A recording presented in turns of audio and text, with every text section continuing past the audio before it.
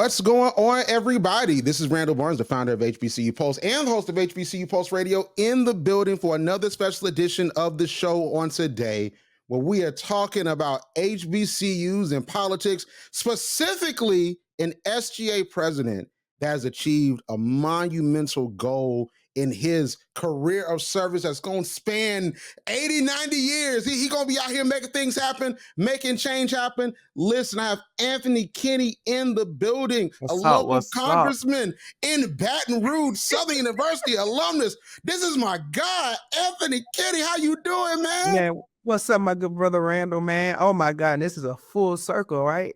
Oh my God. Man, listen, it is like we went from like NASAP leaders and in SGA, HBCU Pulse growing, you doing your thing at Southern, you bringing out all the biggest artists to Southern, Summer Walker and Yo Gotti, and now you about to go change the world. You a congressman in Baton Rouge. So listen, we're going to talk about all of that. Councilman. Don't jump too fast now. We can't go into too fast. Listen, I'm going to put you in the Congress now. I'm going to put you in the Congress, okay? Hey man, power of the tongue, man. Listen, we need some more folks in Congress to whittle down the majority. Okay, so listen. Listen, but we're going to talk about all that, man. But before we get started, I want you to let everyone know that does not know who you are. Let everyone know who you are. Man, I'm Anthony Kenney. I am a proud HBCU graduate from the Southern University A&M College. I'm from Baton Rouge, Louisiana, so I'm from the very same city where Southern University resides. From North Baton Rouge, a first-generation college graduate. I knew Southern University was the institution I always wanted to go to. Being from Baton Rouge, right? Teachers, mentors, family and relatives, right, who went to Southern University, always to tell about the great and amazing stories. So for me, I always knew I didn't want to go off, right? I wanted to give back to the same backyard in the same city that I currently reside in. Southern gave me everything and more. During my time at Southern University, man, I had the entire HBCU experience. I marched in the Human Jukebox. I was sophomore class president. I was SGA student body president. A spring 19 this year, the Beta Sigma chapter, Alpha Phi Alpha. And just overall capped it off with being the SGA student body president. And so for me, I always knew servant leadership was something I always wanted to do. And being SGA president was the culmination of 4 years of leadership journey, being in student government, giving back to my classmates on campus, giving back to the faculty and staff, and just making legacy projects and initiatives, right? And so for me, I always knew I eventually wanted to run for office. People gave me the nickname Mr. President, right? Because I was always the president of something, student government.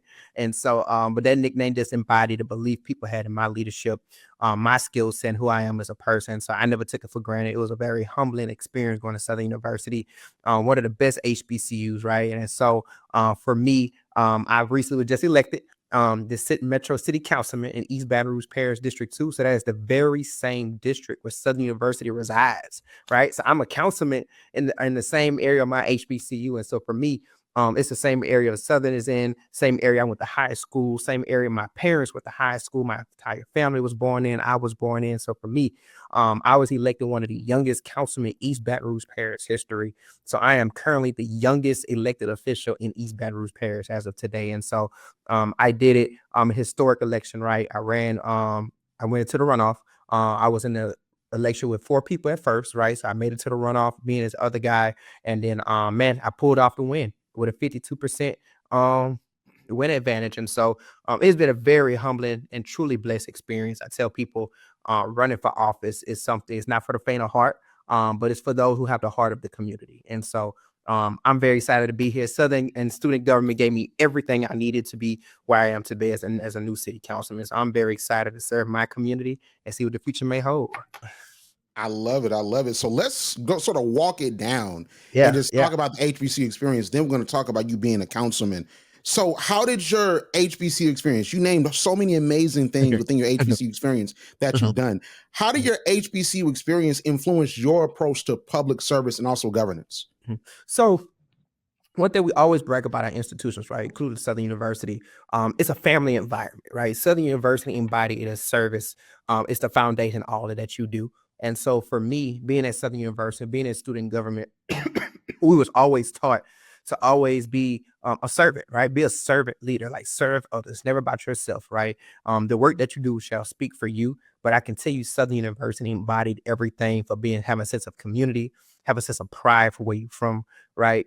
Being a councilman in the very same area, being an advocate, right? Advocate for those around you who may not have a voice, right? People are putting you in this position to be the voice of the voiceless. And so Southern University gave me that foundation, what makes me a leader I am today, right? Because one of my driving forces is to be a voice for those who may not have that education, right? Who may not know about city government or municipality government or state government, right? But they want to elect somebody who looks like them, who comes from the same neighborhood as them, to go be that voice and be that representative for the issues and find a solution to those issues.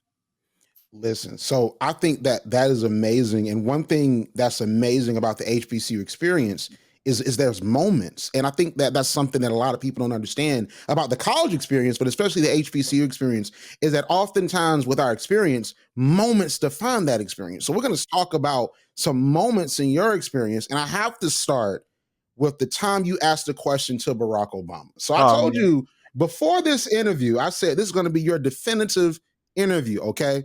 So I want you to know that I actually have footage of you asking the question to Barack Obama that I'm about to play right now, and I want to get your reaction to it. Yeah, I'm going to play it right now. I've only got time for one more question. It's a young man's turn, and he's right in front, and he looks very sharp. He's got his tie on and everything.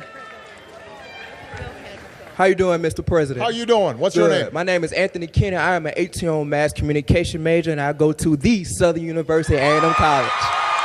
First off, I'd like to say thank you for being an inspiration, because I aspire to be where you are in the next 30 years, and I know I will be there. Okay. But one of my main questions for you, sir, Mr. President, going to HBCU institutes such as Southern University, most times, I know when I go recruit out for high school students, most time a lot of them say, oh, I don't want to go to HBCU, because I feel like if I go to HBCU, I won't get as many opportunities as a student at university as LSU or Tulane.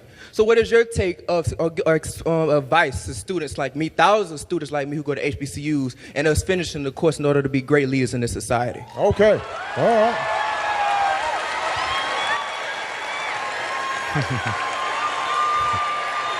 So you got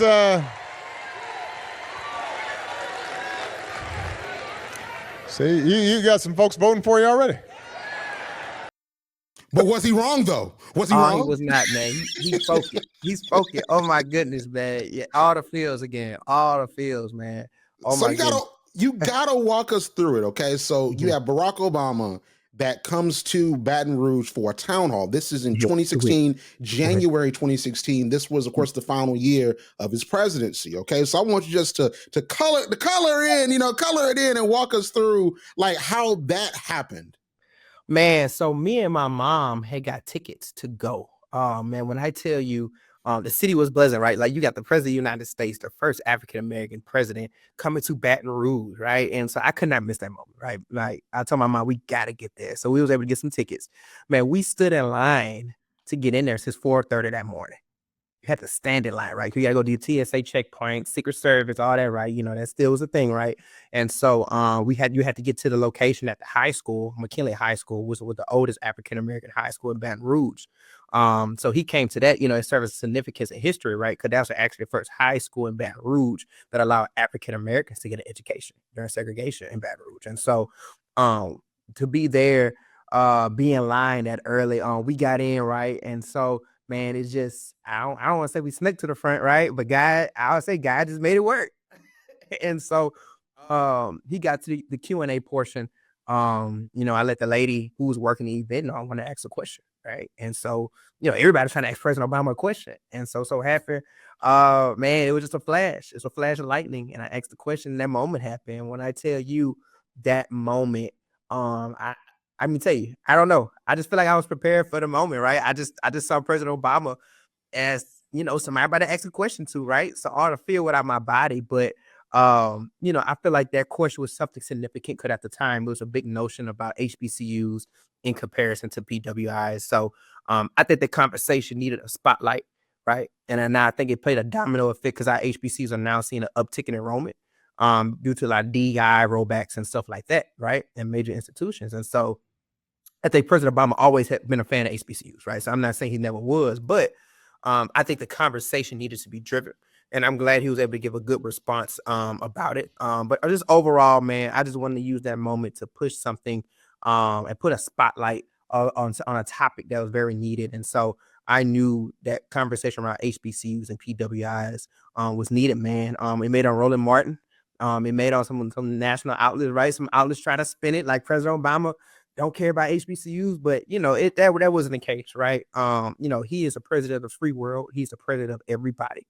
But one thing I can say, he is a friend of HBCUs, and he always supported HBCUs. So that's something that goes without saying. But man, that moment, man, oh my God! When I tell you, I wish I can't wait to show my future kids and grandkids that moment, man. When I tell you, I even used that video on my campaign, right? I used it. I flipped it as a campaign commercial because I wanted to show people that the journey did not start the day I qualified. The journey started, man, 2016 college, even before in high school, right? If you knew me in high school, people call me Mr. President, and so I'm glad President Obama in that moment, he didn't know me, right? But he saw the reaction from the crowd. He saw the reaction of people around me, which is my community, right? And people responded to it. He may not knew me, but he knew I was somebody that's going in a good direction. And so I'm glad that full circle moment came to be. Hopefully one day he get to see, I get to meet him and I'll be like, hey man, you spoke a bottle of lightning on me. But man, he's always been a role model to me as well. Matter of fact, one of my fellow former SGA president buddies, Amos Jackson, right? He serves President Obama's special assistant right now.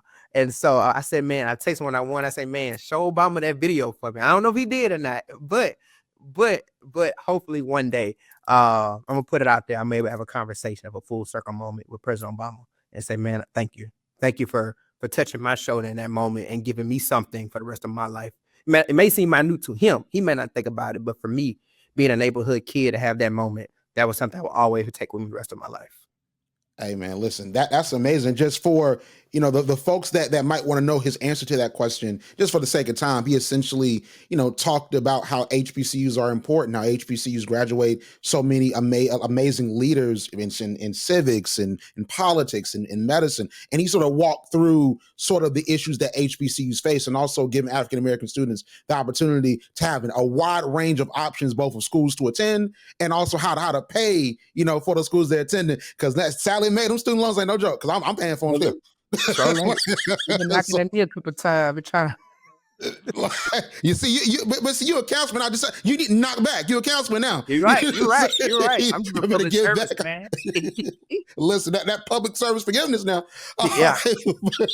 But listen, so you asked that question, and you were a freshman at Southern University, mass comm major. Mm-hmm. So after that moment, because I always want to know about what happened after that moment, right? So after that moment, like, did people know about it on campus? You were on Roland Martin, all these different news organizations. Yeah. Like, how were you treated on campus after that moment? Man, everybody like, Barry, I saw your question with President Obama. I saw your question. So man, people saw it, right? But even not just on campus, like the campus community, like the local community, right? I'll go in the store and somebody be like, hey, you asked President Obama that question. Right. And so even to this day, bro, I kid you not. And we talk about the campaign. When I was on the campaign trail, I had people randomly, I knock on doors like, do I know you from somewhere? Didn't you ask somebody a question? And I'm like, yeah, that was me. I was like, oh my goodness. And so people may not knew me, but that moment stuck with them, right? Because that was a moment, they say that a youth from this community was able to ask the President of the United States a thorough and a great question, right? And so that means something to people, right? As minute, some people may look at, oh, you just asked Obama a question. No, that's a moment, because everybody don't get the opportunity to have a moment that's recorded in front of your community with the president of the free world. Probably the most popular president we will have in our lifetime, right? And so yeah, man, the campus community and the local community responded well, and they still remember it to this day. Man, listen, that moment, I think it just transcends into you running to be SGA president, because of course you had other roles on campus, but I know for me, how I found out about you, okay, I found out about you and Darby, okay, because you had Darby that had the Ricky Smiley moment, okay, when Ricky Smiley shut her out, because that was spring 2018. So for us, we all were juniors, You know, Yeah. so I'm coming in, I'm at Fort Valley, and for me, my student leadership journey as a national student leader in the national community, that started when I was an HBCU All-Star for the White House Initiative on HBCUs in 2017. That's when I started to sort of look out, because I was sort of looking at Fort Valley, but I started to look out at Southern and FAMU and A&T and all these different places, right? So, you're on social media, on Instagram, and, all the HBCU campaign. We did that at Fort Valley, and we did pretty well. But I saw what FAMU was doing. I saw everybody was doing. And I was like, hey, this is crazy. So then I happen to be on Instagram, and I'm scrolling on my Instagram and everything like that. And then I see Bowtie Swag. Okay, that's his Instagram name, y'all. Bowtie Swag. And then all of a sudden, I'm on my news feed, and I see this. Team, we in campaign week. We just need one more idea to drive it home. I have an idea. What's up? Don't call me crazy here. What about a music video? Yeah. With who? I know a guy. All right, let's eat. Hey, Kenny, SGA President. What's going on? Always acting on campus. You see, all or nothing team, that's you. Real leader. Check his background and been getting it in. Anthony Kenney, you know he the man. And just for the folks that are listening on the podcast side and also on the Sirius XM radio side, so that was Anthony Kenney's SGA President campaign video. Okay, that was the New Freezer beat. Okay, by Rich the Kid and Kendrick Lamar, and Kendrick was on that song before the TikTok era, right? We had our phone moments. Listen, but before the TikTok era, because the TikTok was out, I tell you what, if it was 2019, Anthony Kennedy would have been running for president. If it was TikTok, I'm telling you, who would have had him on that ballot? Okay, if it was TikTok, he would have been the biggest celebrity in the world. Oh my God. This was the New Freezer challenge, Rich the Kid and Kendrick Lamar, and then you had the campaign freestyle. And for the folks that didn't see it, you had Anthony Kenney, SGA President. He a councilman now. He was doing the Block Boy JB dance, and also the New Freezer challenge. He could dance too. Okay, he was in the band. Okay, so listen, we got to talk about your SGA President campaign, because for me, that's always been so big for me. And even when we talked about just HBCU campaigns and all these different things on HBCU Pulse, we always would bring up that video, because that is the peak of creativity. But also when you look at your graphics, your flyers, your platform, the way you delivered what your vision was going to be for SGA President at Southern, I just think it's so big, and we have to talk about it, because that's a huge part of your journey to being a councilman. So walk us just through your experience campaigning to be Southern University's SGA President. Man, when I tell you that was being an SGA President was a matriculation goal, right? Outside of graduation, right? That's like the top goal, get out of school, graduate. But being SGA President was something that I started to aspire to be since I was a freshman, sophomore, right? Some of my big mentors I had in college was SGA presidents, and so I used to always look up to them and say, what, one day I wanted to do that. And so, man, I was prepping the vision, how I wanted to look like, how I want to look like, right? On my flyers, all that matters, right? I tell people one thing about campaigning: you're selling yourself, right? You're selling, I would say you're selling a character, but you're selling yourself to the community. And I tell people, for me, it was easy for me to transition and run because people saw leadership in me, right? Where people knew the Anthony Kenney brand, that's leadership. Right. So use a lot of people campaign, right? They got to hurry up and try to sell themselves, but I didn't have to sell myself because people knew that was me. Now I'm just making it official that I'm running for office. But that process, man, I ran against, and it's crazy, they get a lot of parallels. I ran against 3 other people in that race. So like I ran against 3 other people in my Metro Council race. I ran against 3 other people in my SGA President race, man. And I ran against some amazing student leaders on campus, right?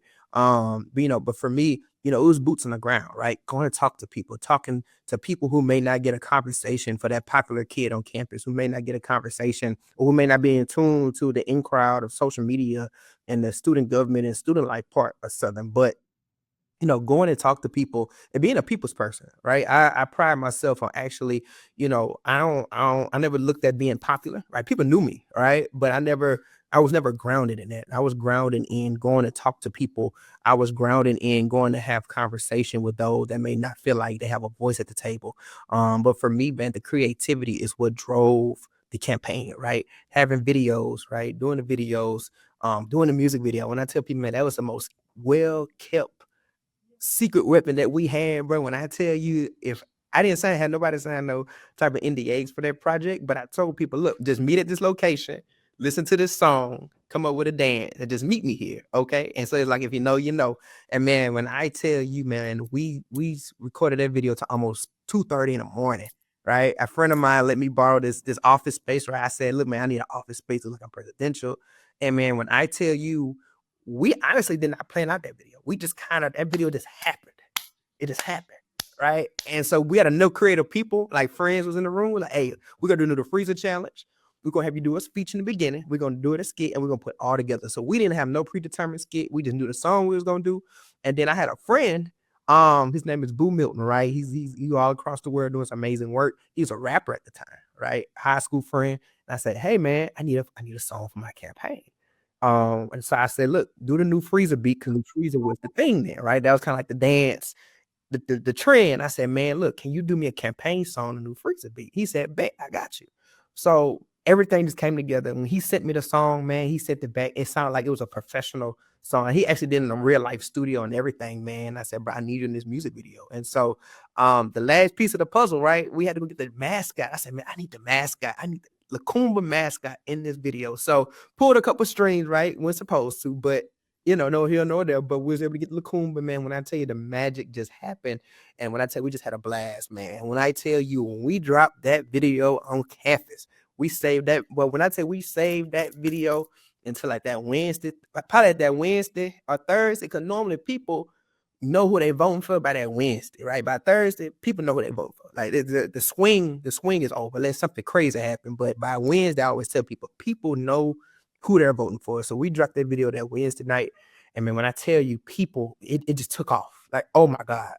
And it took off. It took off. I don't think nobody had in recent history had a music video in that aspect. And so people just love not only just the leadership and seriousness of what we're doing, but just the creativity aspect of what we're doing as well.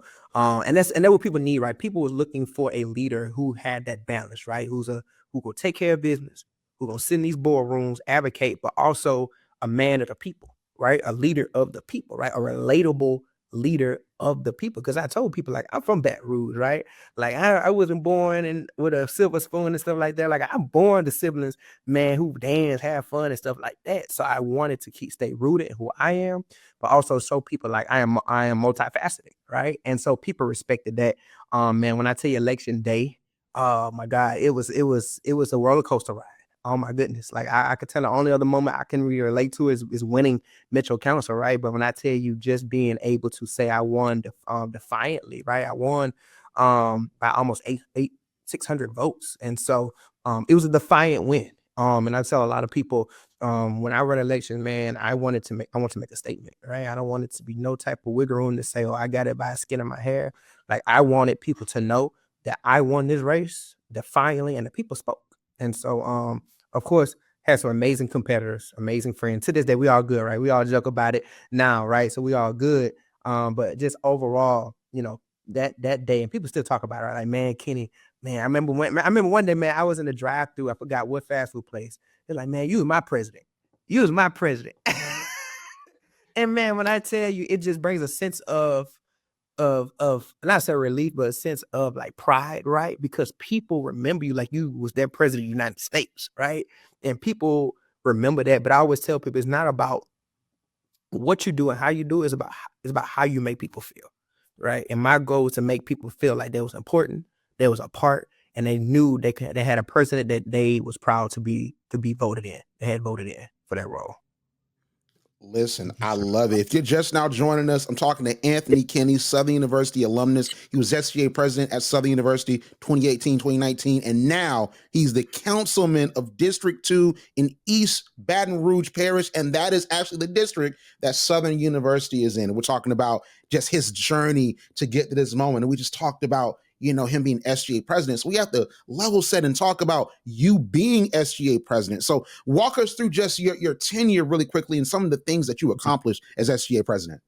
So during my time as SGA president, one of my legacy projects, so I created a first ever student food pantry at Southern University in the student union. So a lot of people don't know, there is no grocery store near Southern University within 15, 20 minutes of our institution.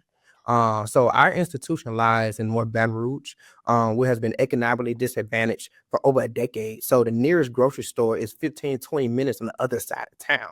So if I was a college student who did not have a car, who's from, let's say I'm from California, right? I come, my parents drop me off, no car. I'm relying on public transportation. There's no grocery store for me to walk to. It's not. And so, but in the same city, Baton Rouge, we have another prime SEC school, Louisiana State University, major PWI. And on that side of town, you have 3 Walmarts, you have a Rouse's, you have an Aldi's, you have every restaurant you can think about. The only thing we have near Southern University is a McDonald's, and a Jack in the Box, literally, and a gas station. And so when you have the students looking at 2 different worlds, right? You have students who you literally think about, most of Southern student population, more than likely don't stay on that side of town. They go to class, but then they got to go back 15 minutes on the other side of town because they want to live in somewhere that feel like they're in a holistic college town. And so for me, I wanted to create that student food pantry. So at least I might not can fix the food desert, but at least I can give some type of cushion, right? So the food desert has not the food desert, the food pantry, right, is located in the middle of the student union, so it's accessible to all the students. It has fresh food, dairy, meat, your grains, proteins, right, bread, like anything like a basic grocery store would have, just on a smaller scale in the student food pantry. Most recently, after I departed Southern University, the project is still going on. So it's a legacy project. So they just developed a partnership with Rouse's, the grocery store. So Rouse's brings over dairy products to them on a monthly basis for the students. And so for me, my goal was to have a project that lives beyond me. Right. I tell a lot of people want to have that one little thing, that one project, right? Have that bomb concert, which is good. But I wanted to have something that was a legacy beyond me. So when I come back on campus 5-10 years from now, and I can see the food pantry still going, I'm seeing students who, I one day I just randomly went in the union just to see students going in there and they still take advantage of it, right? So I feel a sister pride because you got students who's not on campus nowhere near when I was on campus, but now 5-6 years later, that is benefiting, right, from that project. And to me, that gives a sense of how leadership is supposed to be, because you want to make sure you're leaving something behind, not impact just the people in the now, but the future generations as well. I think that's so interesting, you talking about how it still goes on, because now that we're about to move to a new administration, when it comes to America, a new presidential administration, but also, sports, we always talk about legacy. And oftentimes we surmise it against someone else, like whose legacy was better, LeBron or Michael Jordan, right? But what you just talked about, to me, that's what legacy is. Because legacy isn't what you surmise against someone else or how great your legacy was versus someone else. Legacy is what you're leaving that benefits the people or where you're working, what you're doing. That's what legacy is. So I think that what you said is so important, because that food pantry is still being used. And I remember when you posted about it and you were touting that accomplishment with you being SGA president. And I think that what you said is right too. Because a lot of people think about like, hey, I brought Summer Walker, I brought Boosie, I brought so-and-so. But that is what SGA governance is. That's what student leadership is, even to a point with CAB, but and the student union activity board and whatever you call it, your activities board at your school, like that's important. Like that's something that's pertinent. So I think that that's something amazing that you just talked about. And I think that's a great transition into your civic engagement journey after Southern. So a lot of students, like some students, like for us, we graduated into COVID. I graduated fall 2019, right? So I graduated right into COVID, a couple months, and it's COVID. So a lot of students, especially students that went to school when we were in school, were in flux. We didn't know what we were going to do. We were depressed. We didn't know what was happening next. We went through tragedy, right? And for you, after, we all, graduated from college, you went right into public service and really growing yourself into this leader that's now a councilman. So talk to us about that journey after your Southern experience. So when I graduated from Southern, my first college job, I was hired by former state representative Ted James. He is one of the most prominent young political leaders in South Louisiana. And so he brought me on when he was the state representative. So I worked for him as a legislative assistant upon graduating from college as well. So I was able to walk in rooms, network with people, right? His fellow colleagues, right? Black Caucus, different people, right? Because he was one of the younger at the time elected officials and more prominent voices in our community and still is. And so for me, he was able to teach me a lot because he knew I wanted to go to a public service. So I was able to see from a lens of a young elected official, what it is on a day-to-day basis, right? What is the highs? What was his lows, right? Because, everybody has a high and lows, political life, it crosses so many sectors, right? Your personal finances, marriage, kids, right? And so for me, knowing I want to not get in the life of the lows, right? But at least going into that life at an early age, just like him, he was able to give me that raw, uncut, advice and firsthand journey what he had to go through. And I saw it myself. And so it inspired me because, regardless of the obstacles that he had, right, he always overcame, right? And he gained the respect of so many people across our city in Baton Rouge, and still to this day. He most recently ran for mayor in Baton Rouge, and we who lived on the same ticket, right? We was on the same ticket running for office. Imagine your mentor running for mayor, you running for city councilman. Even though he was unsuccessful in his bid, he was close, but it was just still a full circle moment being on the same ticket, right? Because now he gets a beaming sense of pride because he gave me my foundation. He actually administered my oath of office last week. And so for me, it was a full circle moment. But upon working for him as well, one of my most recent jobs, I was the deputy director for 100 Black Men in Metro Baton Rouge.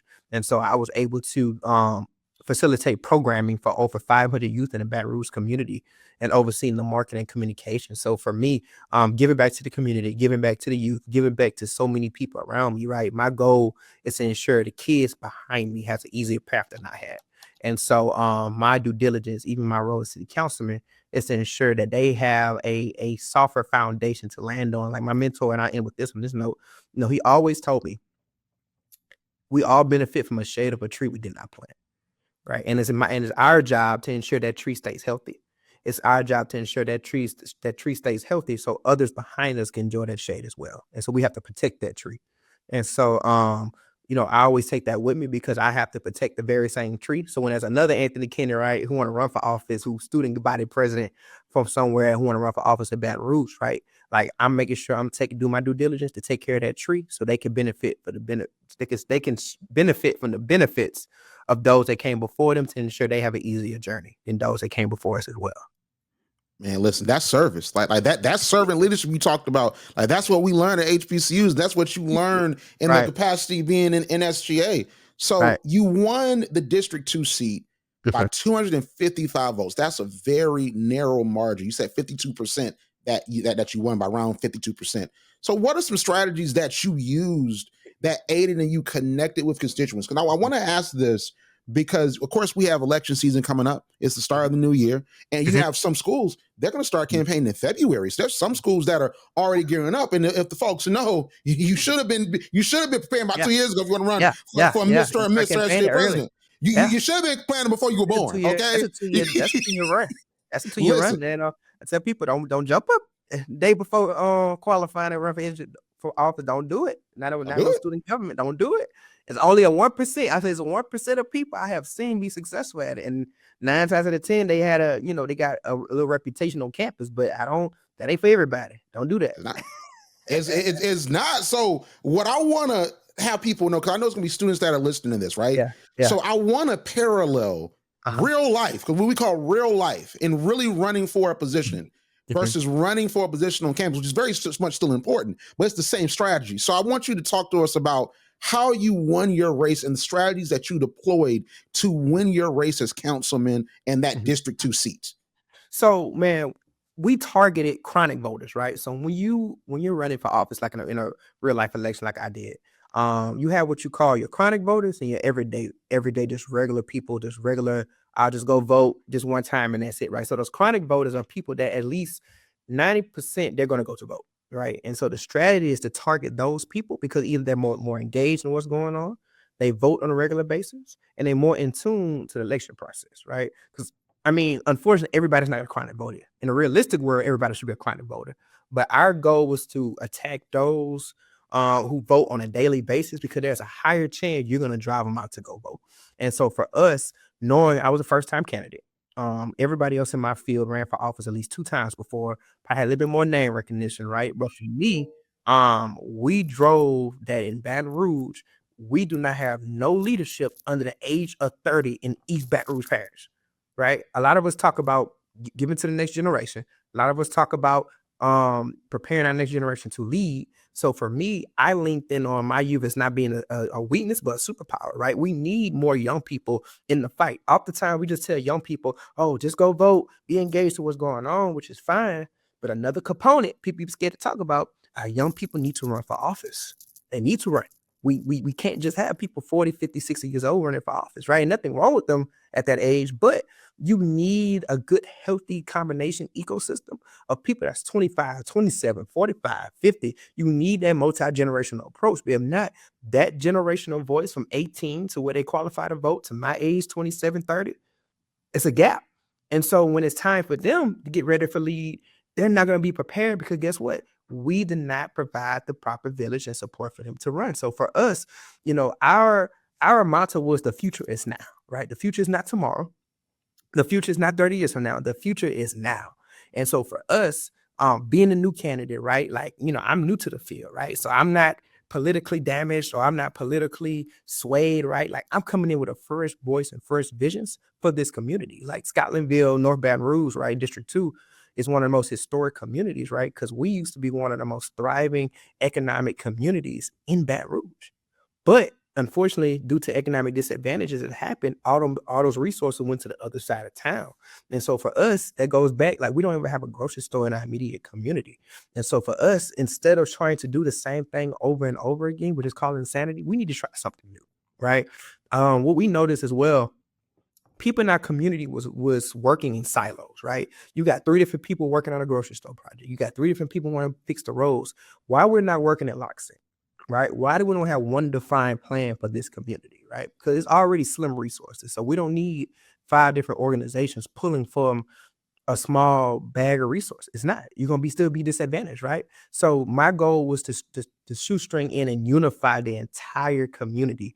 One of the former mayors of North Baton Rouge used to have a master plan. And so that master plan kind of set that vision and purpose for the community for the past decade. And so my goal is to ensure that we unify the entire community under one plan.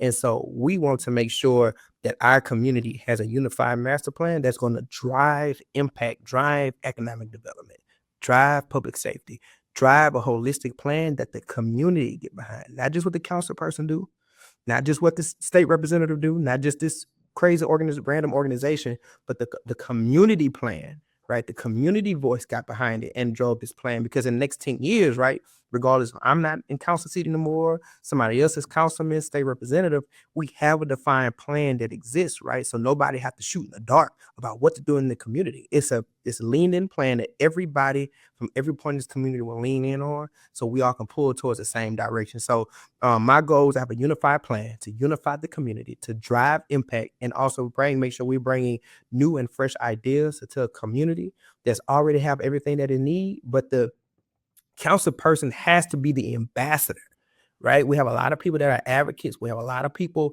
who want to fight, and nothing wrong with it. Everybody plays a role, but the council person has to be the ambassador, right? That unifies everybody in this fight towards a common goal. So we leaned on Anthony being the ambassador that's going to drive change in this community. I love that. So if you're just joining us, we're talking to Anthony Kenney, Southern University alumnus. He's the councilman of District 2 in East Baton Rouge Parish, which is the same district that Southern University is in. I want to ask you this because we just exited, of course, election season in America. And one thing that I've noticed amongst a lot of folks within our generation and a lot of folks younger than us that are now about to vote and, they voted, a lot of them don't have a lot of faith in public service in government.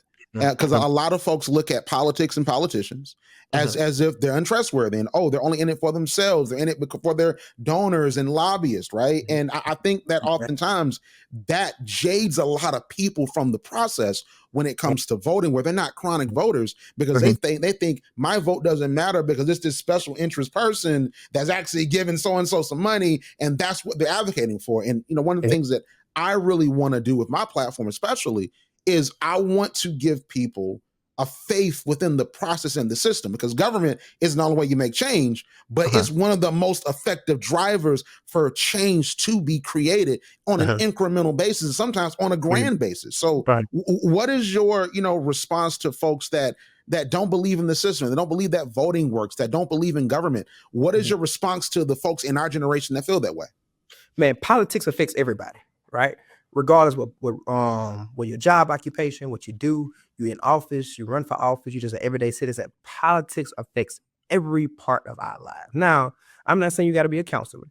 I'm not saying you got to run for office. I'm not saying you got to be a politically savvy person, right? But you need to be engaged with the basic levels of government to what's going on, right? Because I tell people, they feel like nothing impacts them until it impacts their backyard. Until their backyard is on fire. Then you want to know who's my congressperson, who's my councilman, who's my state rep. So you need to be proactive, right? Know what's going on, right? When elections come about, researching your people, researching these elected officials, because these are the people that you're voting into every 4 years to go represent you into these offices, into these spaces. And so my advice is to stay engaged, right? Watch the news every now and then. I'm not saying you gotta have CNN blasted from 8 to 5 every day, right?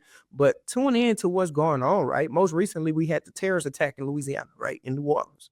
And so now a lot of people are high alert. Oh my God, how does happen? Right now is the time to talk to your local elected official and be like, okay, do we have parameters in place to save us from a terrorist attack in our community? And so we have to make sure we are being proactive in these type of conversations, because so people understand, you have people in place that are trying to provide these resources for these individuals. Okay. And so we want to make sure, and I want to make sure I engage young people to know that, it's okay to ask questions. Use social media. Like, you scrolling your phone every day, right? So as much you scrolling your phone on TikTok or X, Y, and Z, like, research these things. It is public information. Look on your phone about, who is my state rep? Who is my congressperson? Who is my councilman? Who is my mayor? Like, look these people up, right? Go to a council meeting, right? Every other month, once a year, right? But at least get yourself abreast of what's going on, because it's at the tip of your face. It's at the tip of your fingertips. So my advice is stay engaged, right? Like, follow the social media pages of some of these news sites, right? Some of these elected officials, so you know what's going on, so you can stay abreast. And most of all, go vote. Your vote matters, right? A lot of people saying their vote don't matter. All right. Why did Donald Trump win, or why Kamala, all this? Your vote matters, and everybody's opinion matters, right? And so I tell people, don't wait until the presidential election to get involved. Get involved in your local elections, right? Get involved in your council races. Get involved in your state rep race. Like, those are the individuals who drive immediate impact in your community. I love that. I love that. So before we go, like, where can we find you on social media? And I want to always ask this, but for you, I definitely want to ask this, because you're in this seat, you're a councilman. How can we support you? Because we want to see your political career grow. We want to see your advocacy reach its highest potential, right? So what can we do to support you, and where can we find you on social media, website, everything like that? Man, y'all could definitely support me, man. Follow me on social media, Instagram at @Kenney, so that at AKENNEY. My councilman page is at Councilman Kenney. And so for me, man, just sharing out the wins that we have in Baton Rouge. I tell people one of the biggest things that we don't do, we don't tell the story enough about the wins that we have in our communities, right? In our local communities, in our backyards. I tell people one of the beaming prize a lot of people had when I won, right? To your point, Randall, they saw my journey, right? And so when people who probably wasn't engaged or really paid attention to the campaign, but they saw me getting sworn in, I was like, wait, that's Mr. President. He's a councilman now, right? And so we have to do a better job of telling our stories in our communities. And so just stay engaged, right? Even if you're not from Baton Rouge, connect with your local elected officials, right? Go follow them on social media, see what they got going on, right? I'm not saying they got to do everything I'm doing for Baton Rouge, but see what they're doing in your community as well. So hopefully, when you do follow, you see the things that I'm doing, it might inspire you to go run. It might inspire you to get engaged, right? Outside of running. But most of all, hopefully, outside of the sharing what I have got going on, hopefully my page and the work that I do inspire you to be involved in your community as well.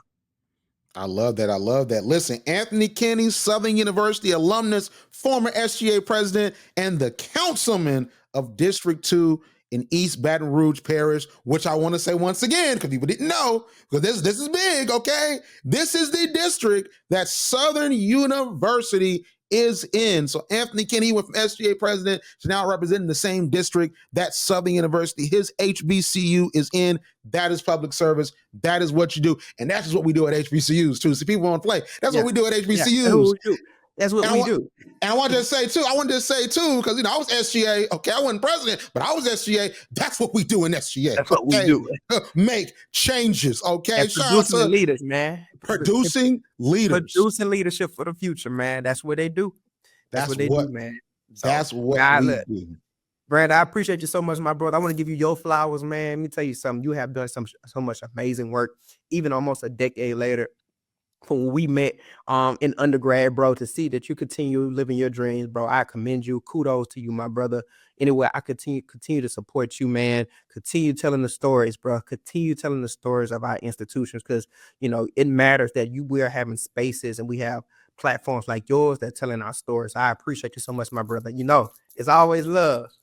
For sure, man. Always love. I definitely appreciate it and very proud of you, man. Keep doing your thing. And listen, can't wait to see what more you're going to accomplish. And of course, you always have a home here on HBCU Pulse Radio and HBCU Pulse. Like you said, we've been rocking almost a decade. Time flies, man. Sir. But Yes, listen, sir. it does. But listen, thank you so much for coming on, Anthony. You're listening to HBCU Pulse Radio. Like what you hear? Yeah. Subscribe to HBCU Pulse Radio on Apple Podcasts, Spotify, or wherever you get your podcasts. Also, head to hbcupulse.com to stay up to date on what's going on in the HBCU community. Thank you for listening to HBCU Pulse Radio.